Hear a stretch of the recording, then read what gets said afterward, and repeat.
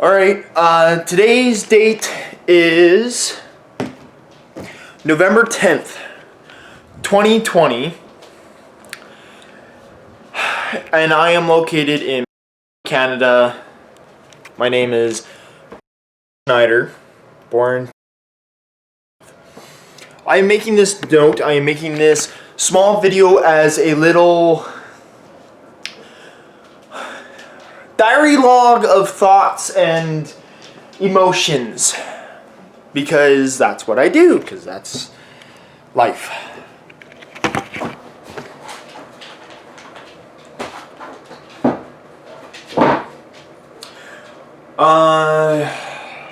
We are in the middle of a pandemic. We are in this pandemic because of the coronavirus, which is a flu strand, like the common cold, like the flu, sorry, not common cold, the common flu, which happens every flu season. It is a flu strand, a corona, not a corona, yeah, a corona strand, which is also like H1N1, which is like the swine flu. As far as my knowledge goes, of course, I am not a accredited scientist, so please take that knowledge with a grain of salt. Today I got news of saying my schooling, my in-person classes are now suspended, they use the word, so canceled until further notice of November 18th and furthermore. Today we had our provincial health leaders, I guess you could say, the people who are giving out all the stupid information. We had a live broadcast of them saying, hey, we're in code red, we're now putting our main city, which is Winnipeg, is in code red. We are now putting the entire province in code red. And they said a lot of stuff which actually contradicts what code red stands for on the Manitoba.gov site and what they suggest.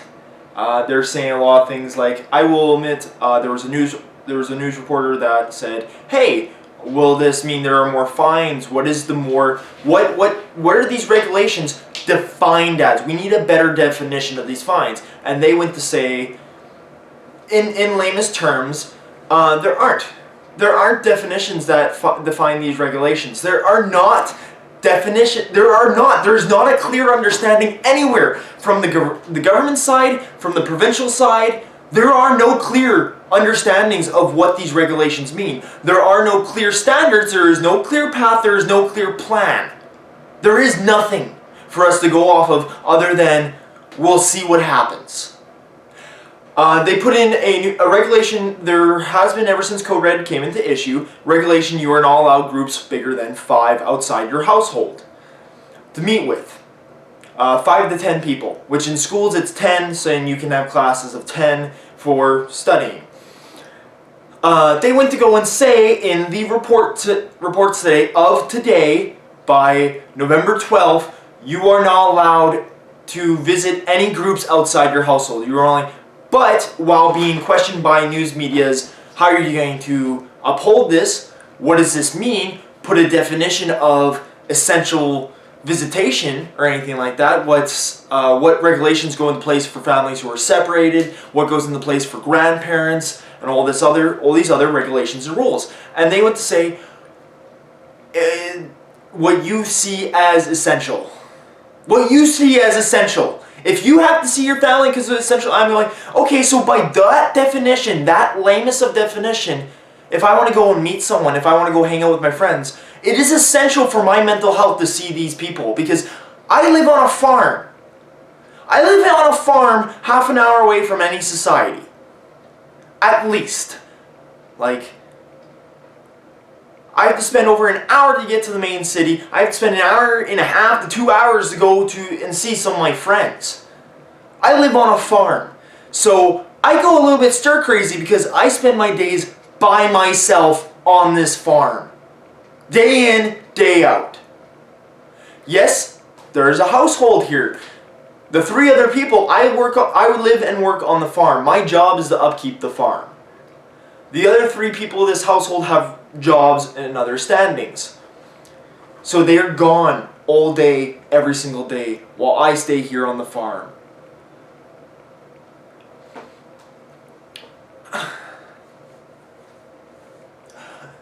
So, by essential means, when I am able to go out and see my family, see my friends for my emotional stability, is that not essential or not? Nobody knows, because there is no strong definition of what is essential and what's not. Essential business. They say businesses can stay open, but they're essential. A news reporter later, one of the ladies today from a news outlet, suggested today, okay, what does this mean for dentist offices, massage offices, or any of these other chiropractic offices, therapy offices? Because some people, this is determined essential for them. Because if they do not get this care, they can be seriously injured further on. That's why we have chiropractic to help people's backs and stuff. Yes, for a majority of people who like to take these options, are a optional health benefit. But for some people, this is essential. But how do we know anyone to say it is up to those people who run those sections to determine if it's essential or not? No, you are our government. You are literally our government. You need to be saying what is essential or not. You need to be defining your regulations. You need to be telling what laws you are passing to your citizens. Because right now you're saying bullshit. And I'm not saying COVID's bullshit. COVID is very much real. But you are passing bullshit regulations and definitions that you can't even define. You cannot define what regulations you are putting in place. You are fucking up the economy. You are fucking up the people's future. My schooling is being delayed. My future. My income. People can't get jobs right now. Small businesses are collapsing. Because, guess what? Big businesses can stay. If you kept small businesses open, your small little corner store, your small town cafeterias, your small town restaurants, then people will stay in their inner circle because they have no reason to leave their town. They have no reason to leave. Selkirk, that's half an hour away from me. Beausejour, that's half an hour away from me. People are leaving these small towns to go to Winnipeg, to go to Costco, to go to Walmart because they don't exist in their small town. They're leaving their areas because the freaking government has put restrictions on their small businesses saying they can't be open. So because they can't be open, people have to leave their small areas to go to the big corporations to give them money to even get their fucking necessities.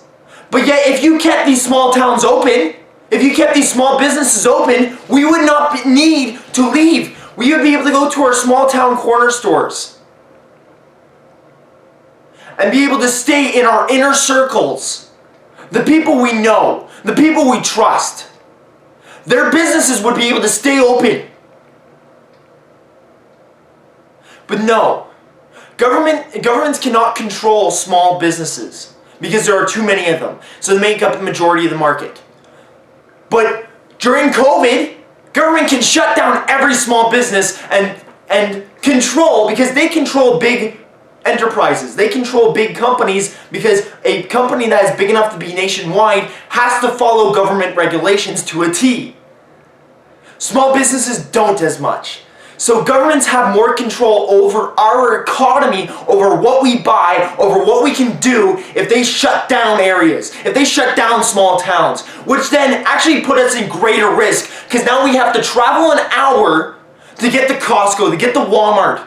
Be in groups with bigger people because these lineups are now growing because everyone has to go to these stores. So now we are traveling. Now we are being in contact with people we wouldn't normally be in contact with. Because you are shutting down our small businesses, our corner stores and all that.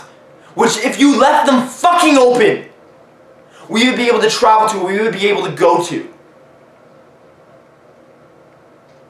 COVID is real. It is real and people need to wear masks and need to and distance themselves. Because it is the flu. It is like H1N1. It is a genetic modification that hurts people who have health issues prior to it. It is very hard for someone who has all that. But now look at our death numbers. So we've cured the common flu. We've cured so many other diseases because they're reporting 0 deaths. They're reporting 0 in hospitalizations because everything is falling underneath COVID. Yes, COVID is real, but no, the numbers are blown out of proportion because we don't have 0 in flu season. On average, we have 10,000 deaths on flu season. And it's 0? That's bullshit.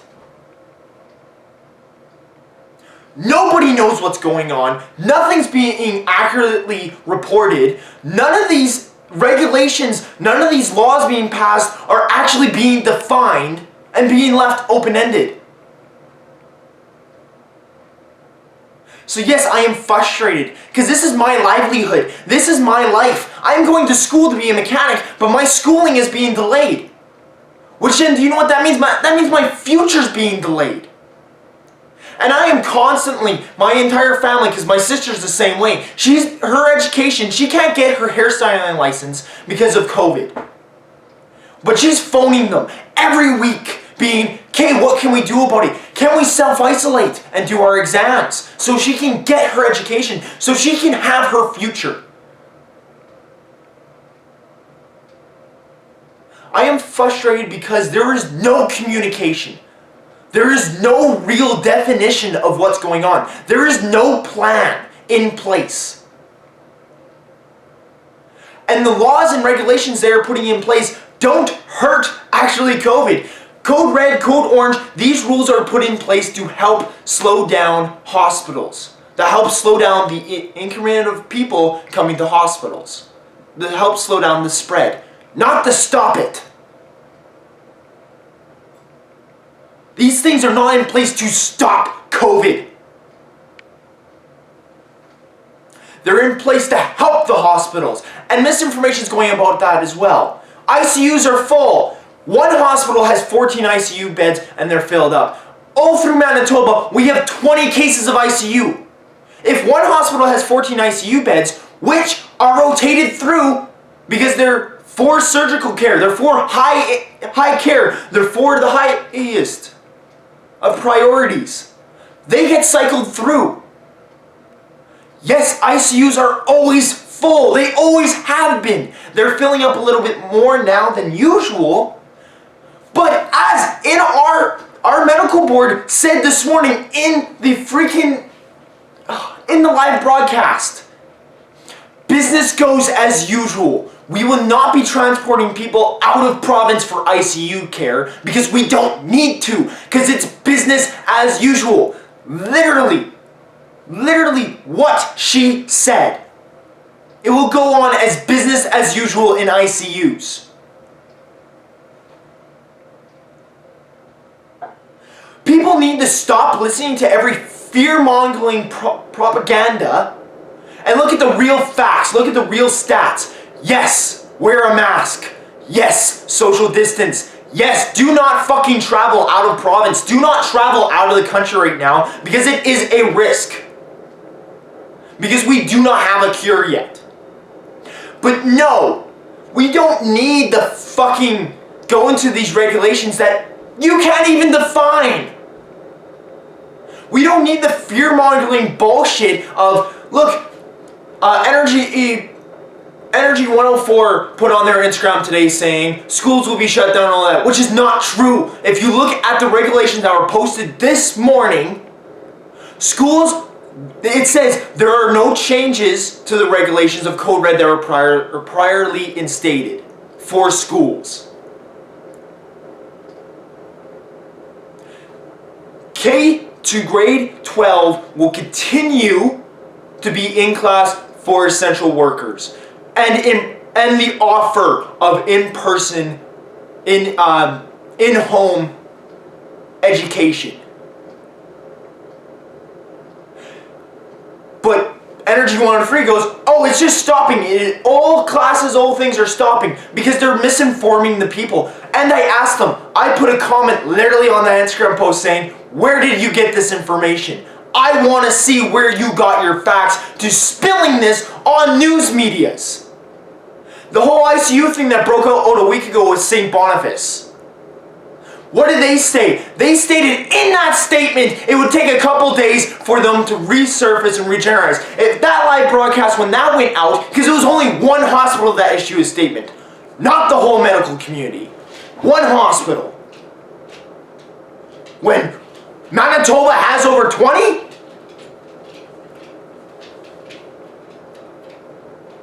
Not every hospital has an ICU thing. But we do have multiple ICUs. So when one hospital is almost full, wasn't entirely full, almost full, for a couple days, because people get rotated in and out of ICU, because that's how ICU works, but media's not they say that. Media's saying go, hospitals are filling up because this one hospital says their ICU is filling up. But they will be able to handle it after some reorganization.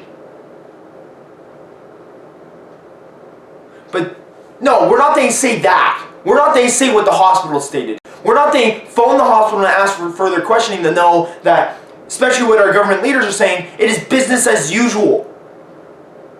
We are reorganizing. We are figuring this out. No, we're going to spend mass panic. We're also going to cause people to fucking buy more than they need. People are they stockhold and buy more than we need, which messes up our chains of supply. Because then there becomes too much demand over products, which then we've already hit the issue of these mega corporations being fined for price gouging. Because they can. Because people are mass buying and hysterically panic buying. Which then puts people who can't care in the issues. We are having old people's homes. They can't leave their home. But nobody is bringing them supplies. So we are having emergency cases for old times homes, retirement homes, are now going into crisis and emergency. And we are now having deaths being caused and medical issues being caused in these retirement homes because supplies cannot get to them. Because they are not allowed to leave their home, especially the ones who are in proper health care, to go and get supplies that they need. Through all of this, I am not saying COVID isn't real. COVID is very fucking real. And I say, wear a mask and social distance. Stay in your community. But the problem is, you can't stay in your community because your corner store is closed. So you have to go an hour to Costco to bulk buy your shit because you can't go anywhere else. I am sorry for my angriness and my very much aggravatedness in this. Because I do not want to say I am angry at anyone, I am angry at anyone specifically, or that I say this is a fault of the medical care. It's not. Our medical care is trying its very best to come up with solutions to our problems that are coming up. They're very much being active in the community, and they're trying their best to help explain what's going on and explain their choices. The problem is a lot of their people who are in their boards and stuff are getting the same information we are from the government of, this is an issue, this is an emergency, needs to be solved now, and we're asking them, what do we need to solve? What is the emergency? What is the problem? And they're all going, COVID. I'm sorry, that is not a good enough explanation. You need to actually explain, okay, ICU beds are filling up at this one hospital. We need to spread out our ICUs across the other hospitals, which is what they're doing. They literally stated in today's live broadcast that that is what they are doing. So it continues as business as usual, quote unquote.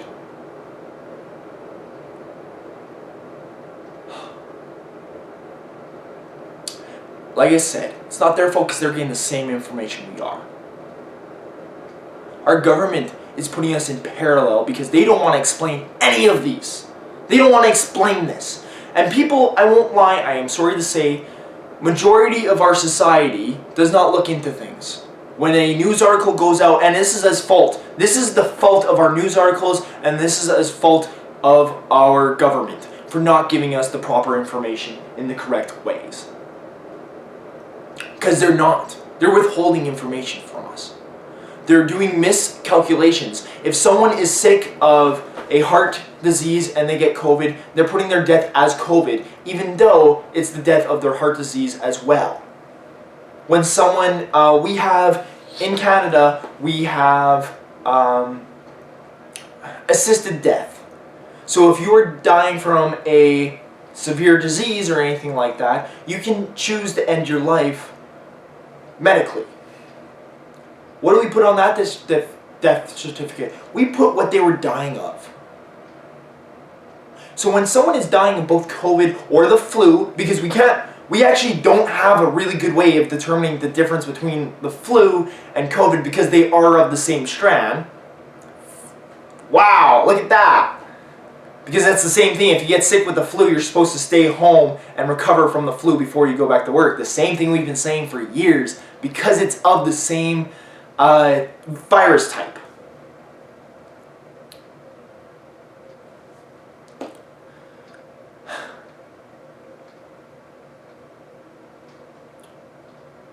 But we don't have that information.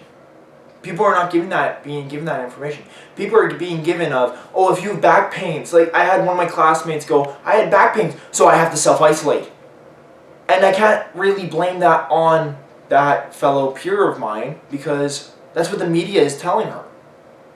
That is what our government is saying. If you have any sickness or any things that are out of the norm of your condition, stay home. Which is agreeable and understandable that if you are feeling unfit or sick, please stay home, recover. Because, you know what? I even say that because I work on a farm. If you go pounding fence posts for 3 days, and you need 2 days to recover so you don't pull your back muscles so you can heal, do that. Because, I'm sorry, I grew up on a farm, that's common sense. But not everyone knows that if you don't take those couple days to recover, you can actually hurt yourself for the rest of your life by pulling muscles in your back. And I can say that is part of our education problem of teaching, not so much in our schooling, but of people generically and of our leaders. Government has full control over us right now. They can fine us if we leave our homes. They can fine us for doing whatever we want on our own properties. They have complete control right now. And they're not explaining it. They're not explaining these new laws and regulations they are putting in place. And when they're being asked to explain them, they are literally saying, well, it is up to the person. These are very open-ended definitions. Because they don't know. Because they cannot define what they are putting in place for regulations. And that is what I'm angry about. And because news medias, and I can't completely blame them. I do blame them a little bit because they are feeding off of the information of, hospitals are shutting down, which is completely false and not true. Our healthcare is working very advocatively to sustain themselves and be prepared for this. They've been working on this for a long time, and they've been preparing for this since spring. But news media isn't getting a lot of information to go off of either. So it is as fault of both the ones giving the information to the news medias and the news medias themselves. Because news medias, they're blowing up what little pieces of information they're getting. And the government and our leaders are just not giving them enough information.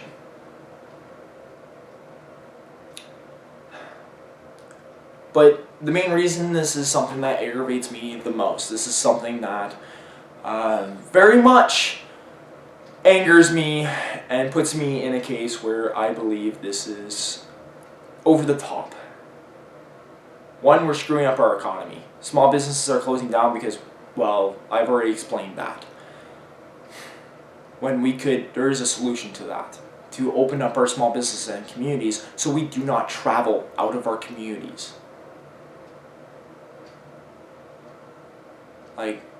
So we're giving independent people $2,000 a month, but what about the businesses? There are some grants and some things out there, but only really big businesses can take advantage of those. It's very hard for our small mom and pop businesses to take advantage of wage helping, and because we need them, especially in Canada, where we are so spread out.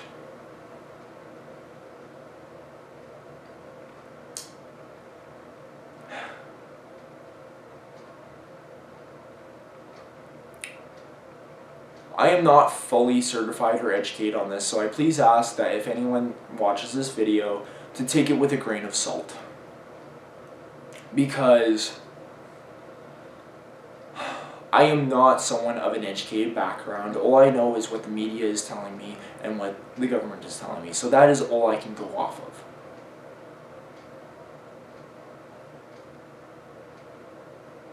And at the end of the day, most of this is opinionated.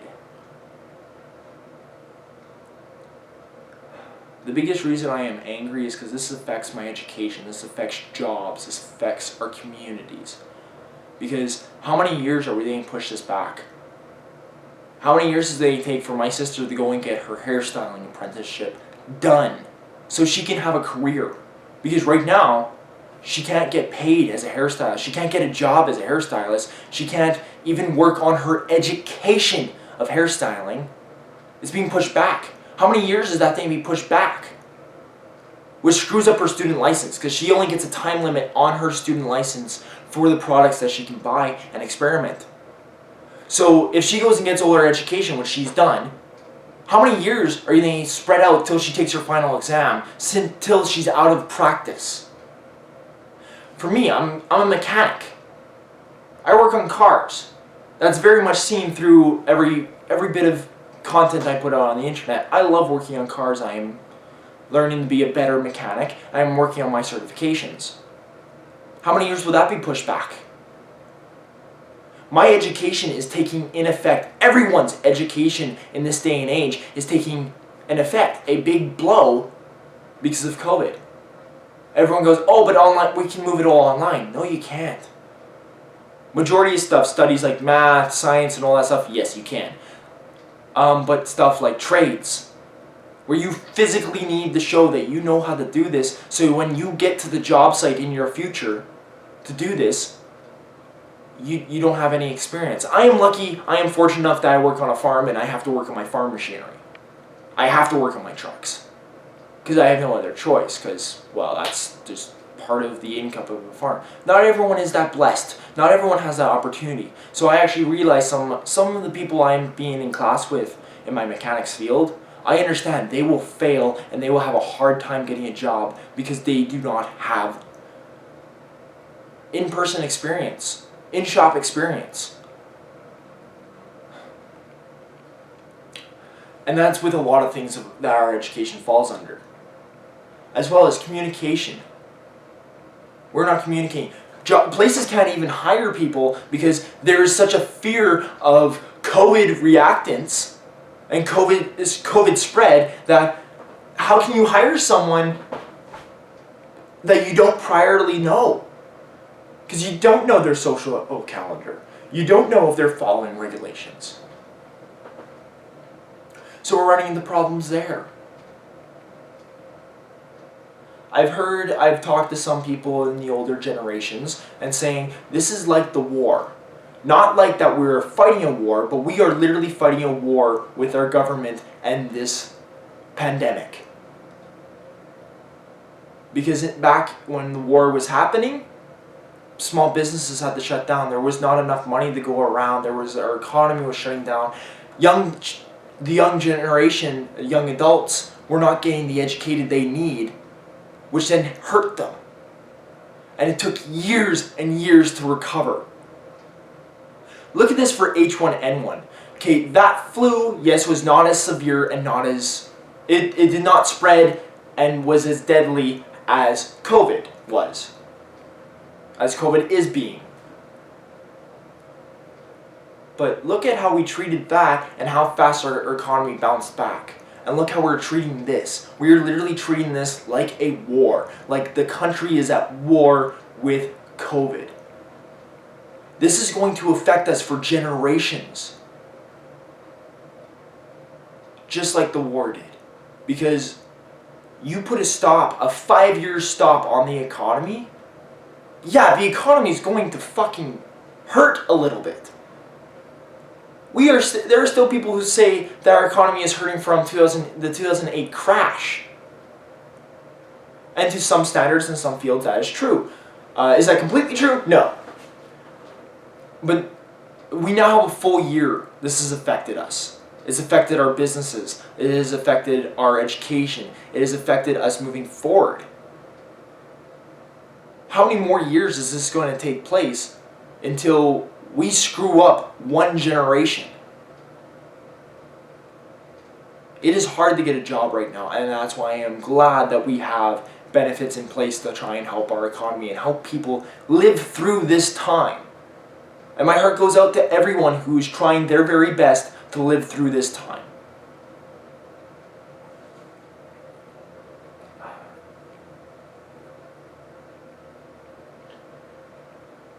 At the end of the day, I just want answers.